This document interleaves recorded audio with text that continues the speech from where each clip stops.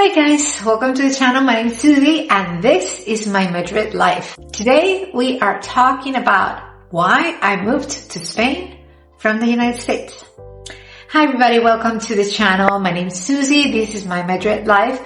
And if you are wondering if you also could move from the United States to Spain, this is your video. This is going to be an open heart, free flow type of video in which I'm going to tell you the reasons why I moved from the United States to Spain, and I want to talk a little bit also about what was hard and what was easy coming to Spain after living so many years in the United States.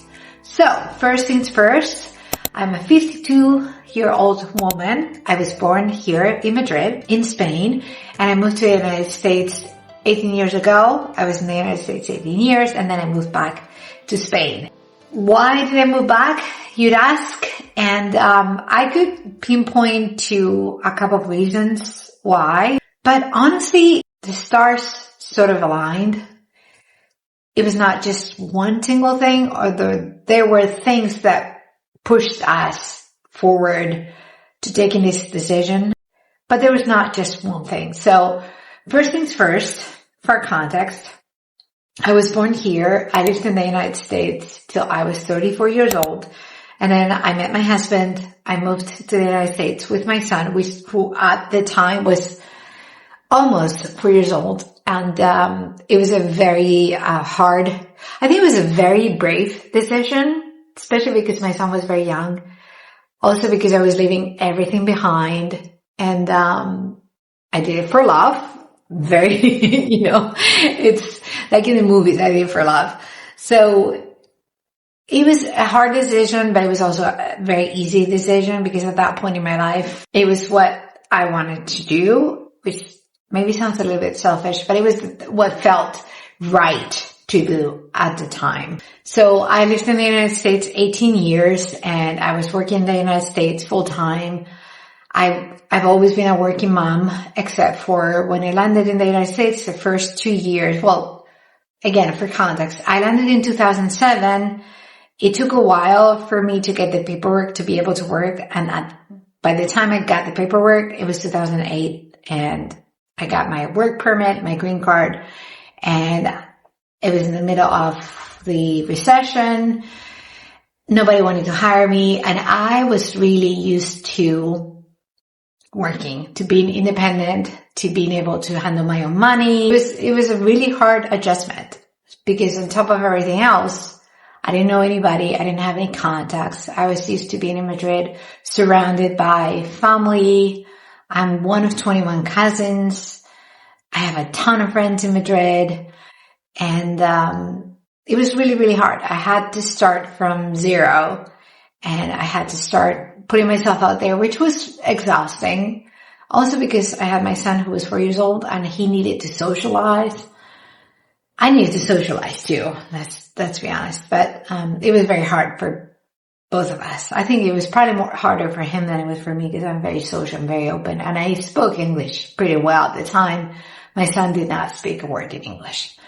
So yeah, there was a learning curve there. It took me 2.5 years to find a job, which to me, it was very important again because I was used to being challenged at work. This might sound cliche, but I really liked being challenged at work and having something where I could put my neurons, my brain towards and solving problems. And so it was very hard to be home, to be a stay-at-home mom. I'm not cut that way. And those first 2.5 years till I found a job were very, very hard. I'm not going to deny it. Every single day, I basically woke up thinking, is this a day that I'm packing up my belongings and just leaving? And I had the support of my husband, obviously, otherwise I wouldn't have been able to do it. But it was just, it was very hard.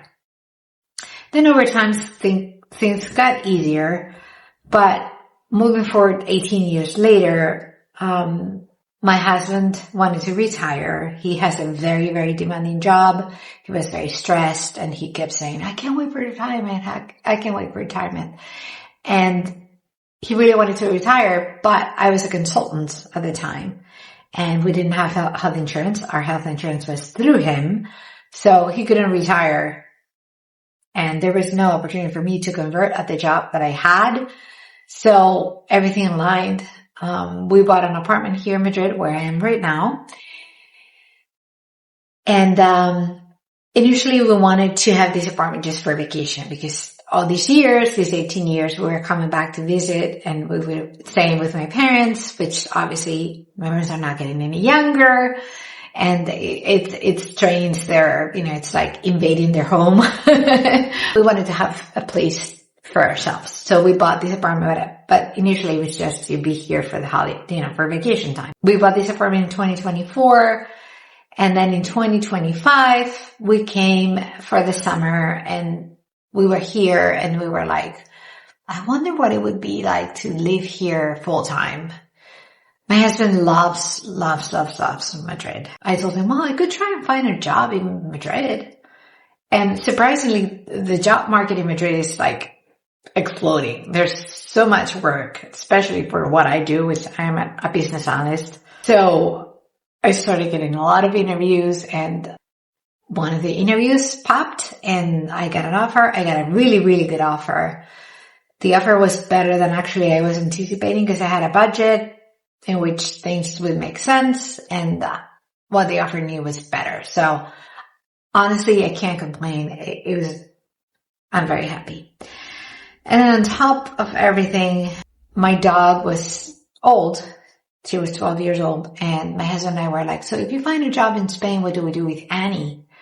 And I said, well, I'll bring her with me because you work so many hours and you can't really go into the office. You can't really take care of a dog. But if I find a job that's hybrid, I might be able to take care of her and I can find someone to take care of. I have family here, like I would manage. So her whole idea was to put her in the plane and bring her to Spain if I did find a job. But then she passed in September. So she took the decision away from us, which makes me very, very sad because all the time when I was looking for a job, I was picturing walking her by the river, which if you've been a subscriber to the channel, and if not, I suggest you subscribe. You know that I love running by the river and I picture myself just walking her by the river. So when she passed, the first decision that we made, we incinerated her and I have her ashes and I told my husband, I want to go to Madrid and throw not all of her ashes, but part of her ashes in Madrid by the river because that's where I pictured. I think she would have been so happy. So we did that. We came in September and we did that. Anyway, long story short, I got an offer at the end of November. I gave notice to my American company and then I started in January 19th in my new job, the corporate job. It's very, very challenging. It just keeps me so engaged and I have to think about ways to solve problems every day, business problems, and it just makes me very happy to, I don't know. It just makes me, it's probably going to sound cliche. Being challenged, you love being challenged, but it is the truth. I really like being engaged and meeting with other people and trying to find a common solution to a problem or an issue or just pushing a roadblock. That's what I like doing. So my son was studying in college and he was extremely unhappy. Like if you guys watching our parents, picture your son or daughter at their unhappiest. And that was my son for 2 years. So it was devastating for me as a mom because I knew he was very unhappy. I know him really well. And I just wanted him to be happy. And so he dropped out of college and then he started working and he was working 2 jobs, 60 hours a week. One of the jobs was at night in a warehouse, moving boxes around. He would come home really, really tired and then he would work his day job Saturday and Sunday. He would be constantly in a bad mood. And so I had an intervention and told him, what do you want to do with your life? Because this is not sustainable. I mean, you have nowhere to go. There's no opportunity for you to be promoted. You don't even have health insurance with either one of these two companies. And they're big, big American corporations.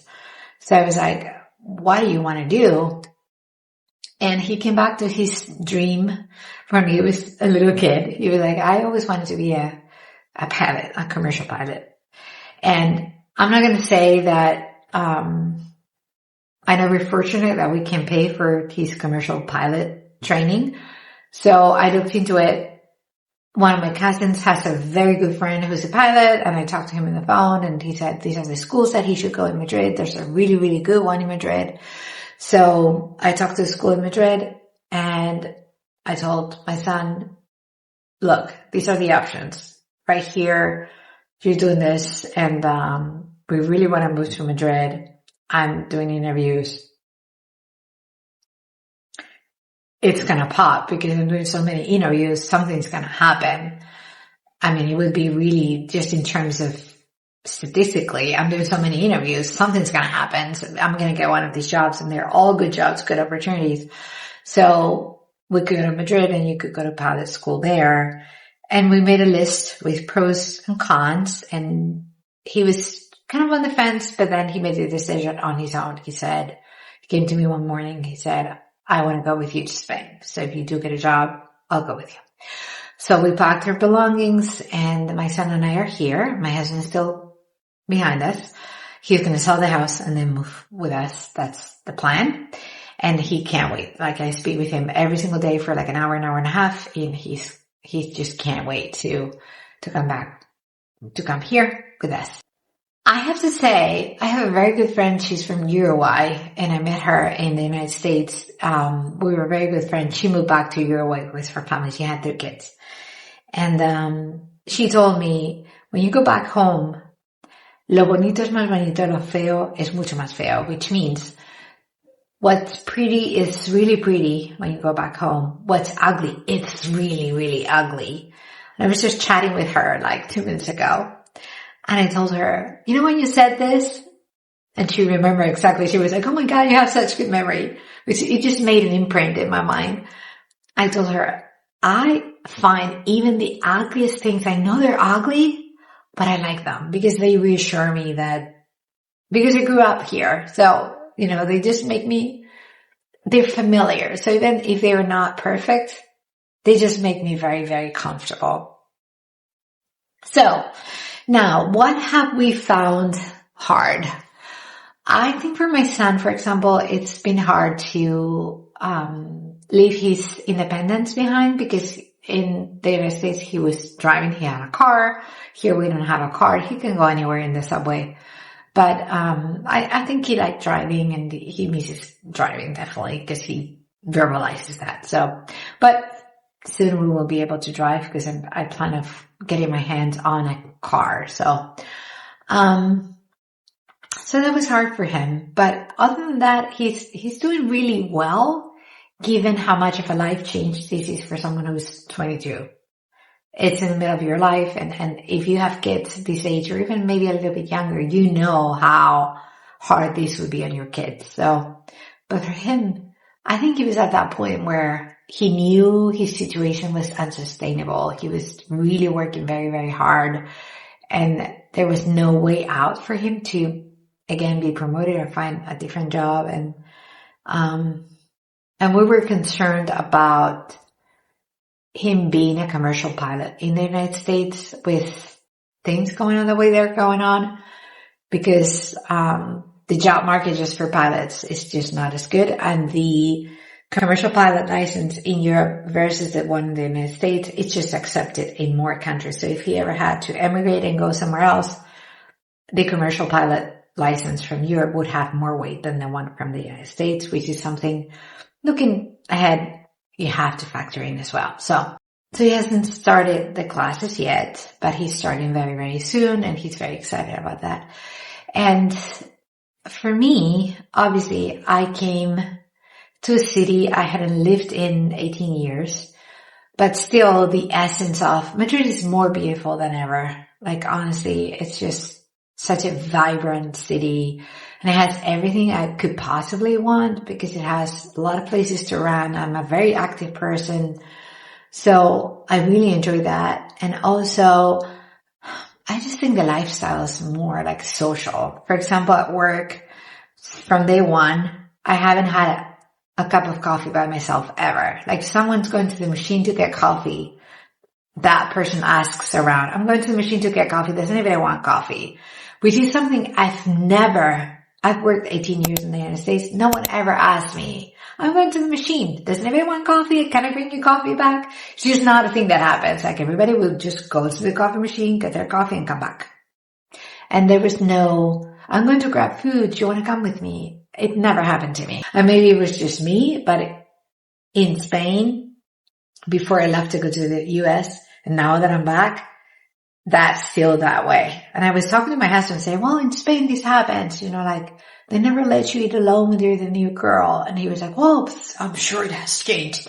It didn't change because to this day, I've been 2 months at my company. I've never had lunch alone. I've never gone to grab coffee alone. There's always someone else with me.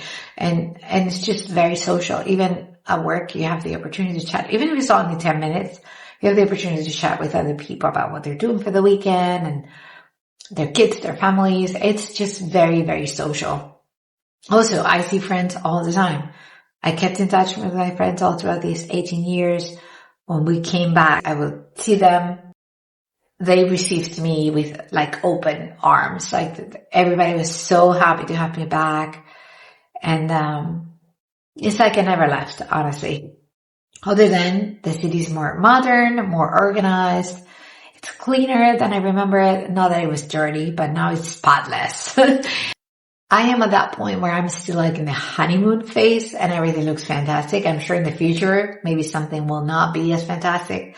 But right now, I'm just enjoying living here. I really like that the things that I enjoy doing are much more affordable here than they are in the United States. For example, I enjoy swimming. If I wanted to go swim in the United States, I had to join a club. Any club in my area was like $350 a month, which is substantial. But here I pay €5. I go for a swim. I go when I want to. It's that freedom of going when you feel like it. And I really enjoy that. Again, the parks there's a lot of places where you can run. Coffee is like €1.75, like $2.50 at most. And if you go to like really fancy place, specialty place, you pay $3, $3.50. I mean, it is so much more affordable. And I know that some people complain that life is not affordable in Madrid when you make Spanish salaries, but that is not my experience, for what it's worth. But yeah, I really like the freedom that being in Spain affords me. I love going to the doctor and knowing I'm not going to receive a bill no matter where I go and no matter what I get done. I don't get a bill.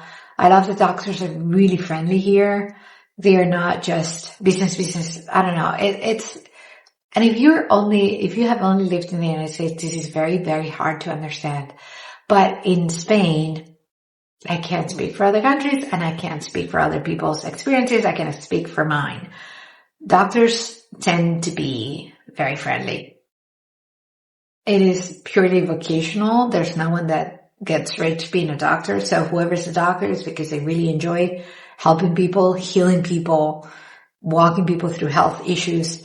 So that is different. I think in the United States, a lot of people get into it because they think they can make money. Some do because it's their calling, but I think a lot of people just are into it because they want to make money or their family, their dad or mom were doctors. So here's just vocational. And I think that transpires a lot when you go to the doctor. But all that stuff is so much easier. Like it makes your life so much easier. I also like how vibrant the city is. You go to the mall or next door mall when we go, it's always crowded. I go to the mall in the United States where I was living in Bucks County, Pennsylvania. No one was there. You would cross paths with 20 people. But here there's hundreds of people at the mall at any given time during the day. Weekdays or weekends, there's always a bunch of people. I love the clothes. Honestly, I like going to just like I love all the clothes. Not all of them, but like 80% of them I like. Whereas when I was in the United States, especially at the beginning, then you get used to it. But especially at the beginning, everything looked so, I don't know. I can't find the word. Like everything looks so equal. Like in my opinion, women in the United States wear the same thing. Once you turn like 35, 40, women wear the same thing they wear until they're like 80.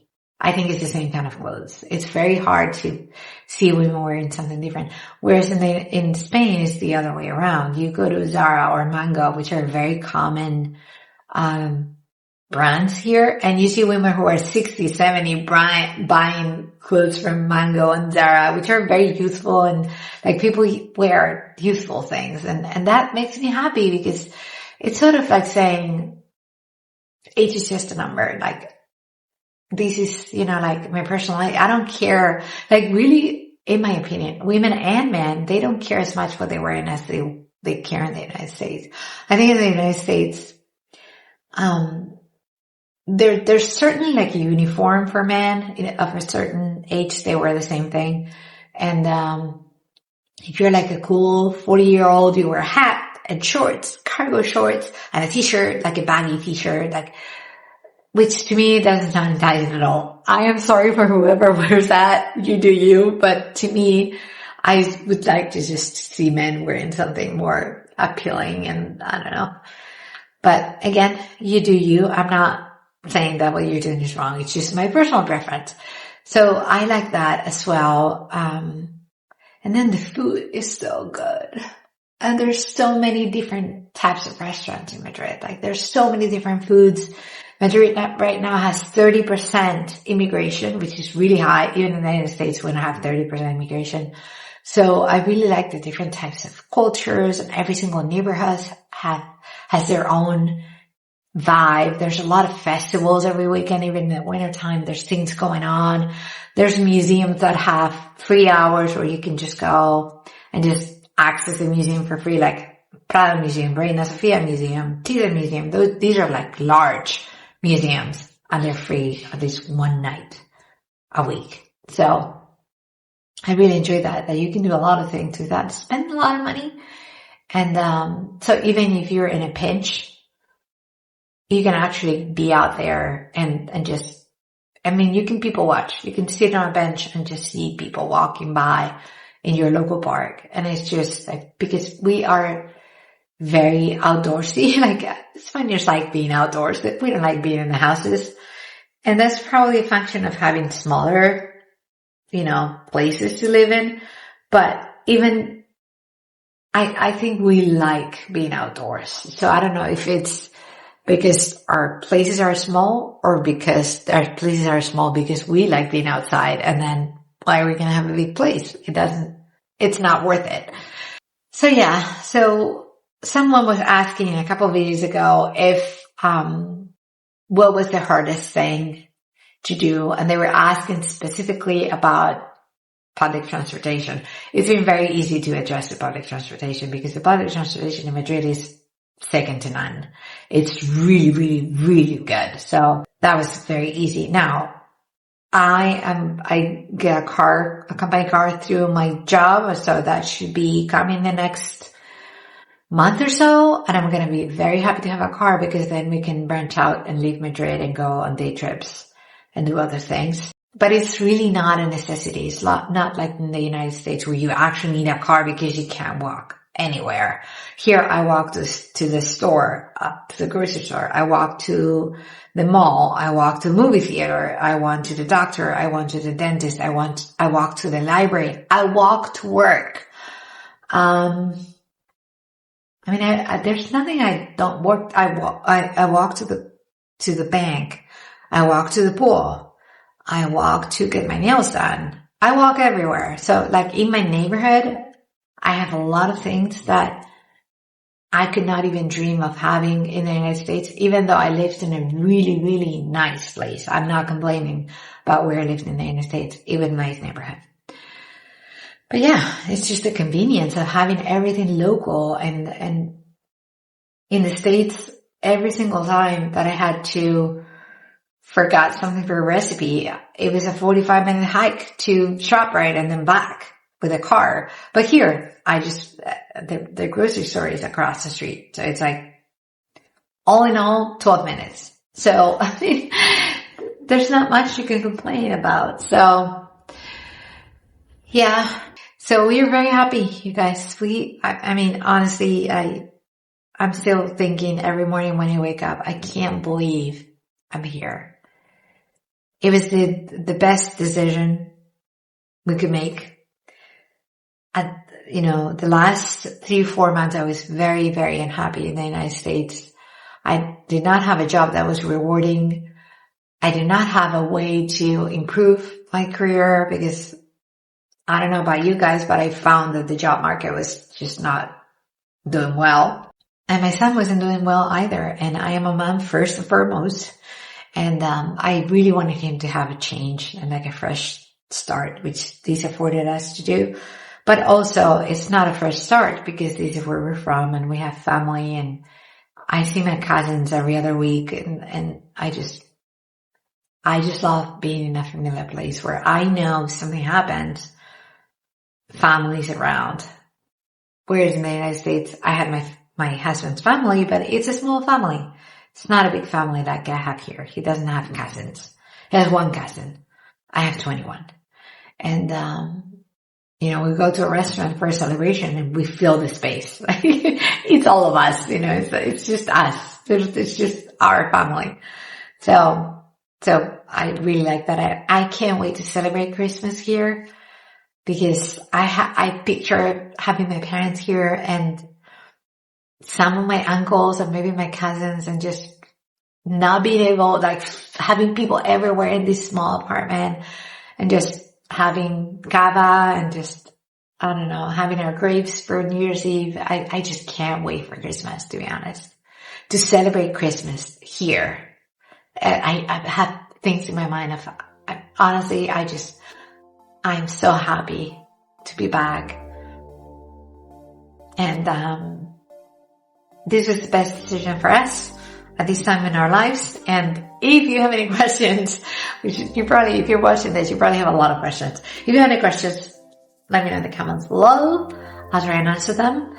And,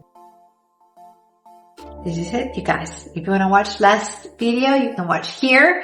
And here you'll find a playlist with all the videos, all the vlogs that I have published so far. Next week, there will be a vlog. So, I love you guys. Be fearless.